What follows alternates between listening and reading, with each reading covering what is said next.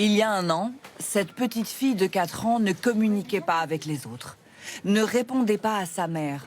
Mais aujourd'hui, en arrivant dans le cabinet de la psychologue scolaire, c'est elle qui invite à jouer. Tu veux commencer quoi?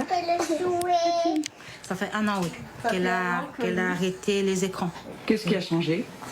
Déjà, elle avait pas l'habitude de me regarder quand je lui parlais. C'est-à-dire que quand je l'appelle ou je lui dis quelque chose, elle regardait ailleurs. Donc elle était là sans vraiment être là, quoi. Qu'est-ce que tu fais?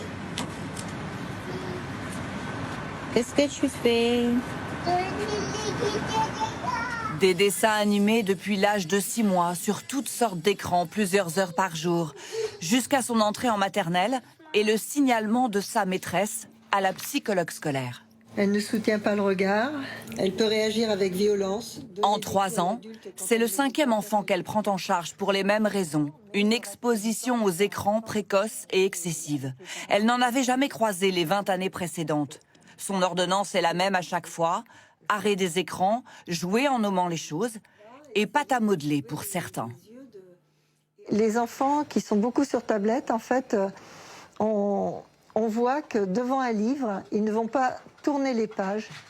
Ils vont essayer de faire glisser les images. Et quand ils arrivent à l'école et qu'on leur met un crayon dans la main, ils n'ont pas de force. Car tout le temps passé devant les écrans, c'est du temps que l'enfant ne passe pas à expérimenter. À l'aide de tous ses sens. De 0 à 5 ans, chaque interaction crée une connexion et construit ainsi son cerveau, puis son langage. Tu vas l'arroser? Aller mettre de l'eau. C'est en effet parce que sa mère parle à son enfant de ce qu'il est en train de faire que les mots arroser et eau prennent tout leur sens et s'impriment dans son cerveau. Les expériences qui permettent de créer des connexions cérébrales dans le cerveau sont uniquement celles qui sont créées dans un monde réel en 3 dimensions. Anne-Lise Ducanda est médecin. En 2017, dans une vidéo devenue virale, elle a lancé l'alerte, constatant dans son cabinet de plus en plus d'enfants avec les mêmes troubles. Nous voyons des enfants qui comptent jusqu'à 100, mais si nous leur demandons « donne-moi 2 cubes », ils sont incapables de savoir ce que 2 représentent. Depuis son témoignage en ligne, elle est submergée d'appels à l'aide de parents. J'ai pas mal exposé mon enfant, bien 4-5 heures par jour depuis ses 6 mois. Qui, ayant reconnu dans cette vidéo les troubles de leur enfant, ont arrêté les écrans. Cela fait exactement 19 jours que j'ai totalement arrêté les écrans. Il recommence à babiller doucement, il sourit beaucoup plus, il dort mieux.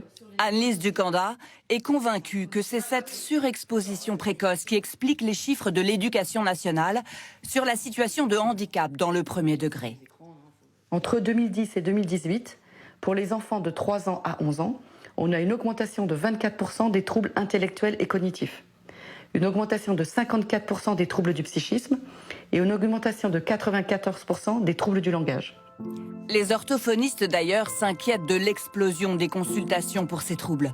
Autant de constats faits par différents professionnels de l'enfance, mais aussi dans le monde entier des études scientifiques qui interrogent cette surexposition. Plusieurs d'entre elles établissent un lien entre l'utilisation excessive des écrans et le retard de la parole. Concluent que la surexposition est un risque pour le développement langagier, social et émotionnel, préjudiciable au développement des enfants, associé à des retards cognitifs.